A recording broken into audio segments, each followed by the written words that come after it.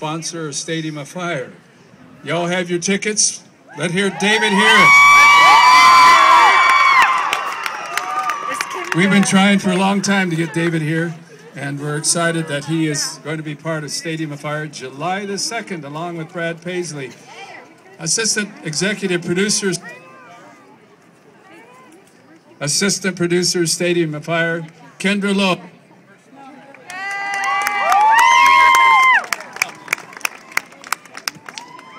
Check, check, check, check, check. Cash. Have you ever done that? No. Anyway, we're so I'm glad to be a part of the Freedom Festival and with the Stadium of Fire. And I've had the privilege of knowing David personally for a while now, as I've been able to tour with him on the road when he first got out of American Idol. And he is a fantastic human being. Besides being very, very talented, he is a fantastic human being, and he gives a great performance, and I hope that we see all of you at the Stadium of Fire.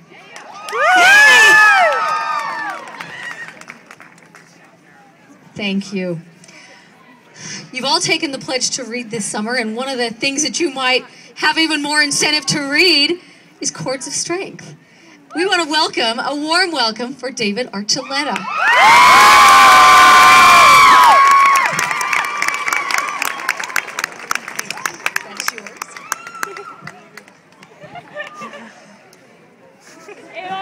We've got both microphones. Are you okay? Let's try it again. Hello. Hey. How you guys doing? Good. Oh, if you would like to hold the mic, you can. We'll go back and forth. Oh, there you go. Okay? All right, cool. All right.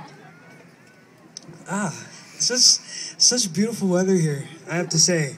We were...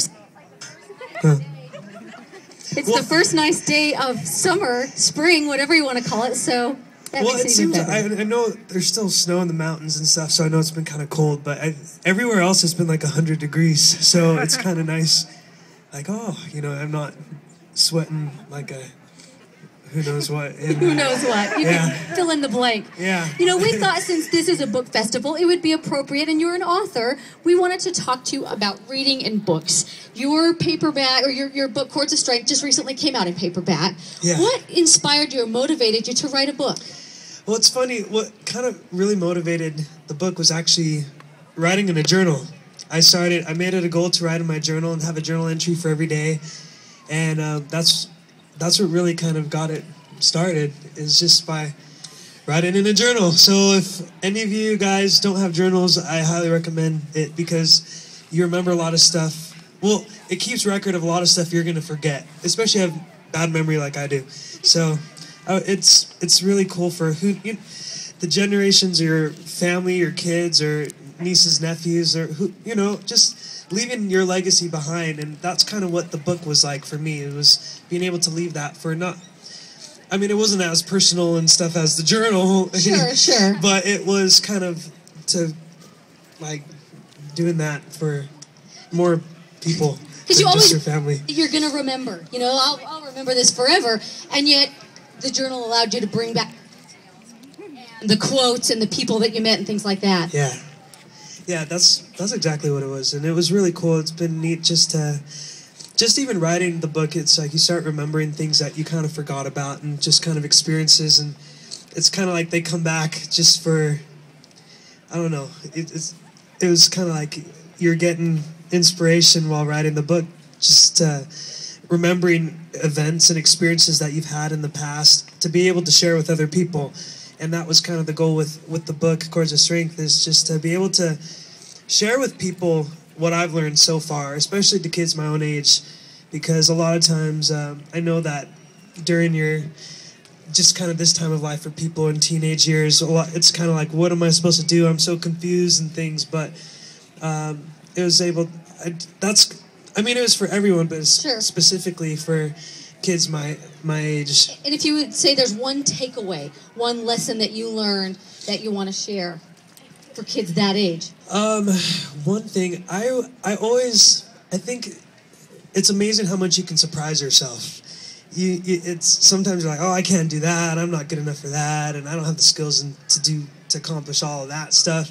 but you just have to try it and go for it. And if you're willing to work hard and just be consistent and not give up, it's amazing. You can look back and say, "Oh my gosh, I thought I was gonna die doing that," but I got through it, and I made it. yeah, and I grew a lot from it. So that was, I mean, that's what American Idol experience was like for me. It was just something I thought, there's no way I'm going to get very far doing this. If I keep doing it, sorry, it keeps going. But if I didn't think I could handle it, but I was able to get through it, and it was a great learning experience for me, and a lot of opportunities came from it. Yeah. We've got a lot of young readers in the audience. So take yourself back. What was your favorite childhood book? I'm a big Dr. Seuss fan, so I have to say, Dr. Seuss out there. yeah, Dr. Seuss. So I really love All the Places You'll Go. I just love that book. I think it's really great, and I just the creativity that he uses. I don't know. It just really, I think, kind of inspired me in a certain way. And especially that book, "Oh, the Places You'll Go." It's it's one of my favorite books. It's a good message, isn't it? Yeah. Now, what book overall has influenced your life the most? Well, you mean like, I guess by an author. I love The Alchemist. I think that book has really influenced. Have any of you guys read The Alchemist? Who's read The Alchemist? Oh yeah, it's okay. I just love that story of trying to find, not being sure exactly where you're going, but trying to. I don't know. You should read the book. I'm not good at explaining things, but it's a really great book, and it really influenced me a lot. And I love Paulo Coelho books. I've read a few of his other books too, but that one's my favorite one. Have you always been a big reader? Would you characterize yourself as a bookworm? You know, I wouldn't consider myself a bookworm, but when I do start reading a book, I get really into it. And I mean, my sister's a huge bookworm. She reads like I don't know how she can read like 400 books, 400-page books in a day or something. She's a fast reader. I take more of my time reading a book, but I just love how you can get lost reading a book, and it just you step into this other world, and helps you take a step away from the life you're living right now. And I don't know, I just love how it can take you away from. I think almost everyone here, they're avid readers too, so they understand that, they appreciate that. What you've got a new CD coming out. Tell us what some of your next plans. You know, I've been doing a lot of writing. I just got back from Nashville last night. Yes, awesome place. Every time I tell people that, like, oh, so you're doing country now? It's like, no. They have a lot of other kind of things going on. I mean, they have people from Nashville. There are people who are like, I don't know if it's the greatest example, but Kesha's from there, and Kings of Leon, and Paramore.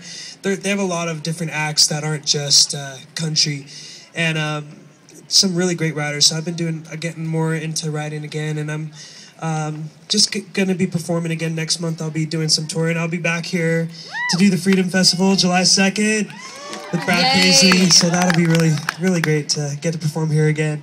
And then I'm actually going to be going on tour in Asia. So I'll be going next month to Asia.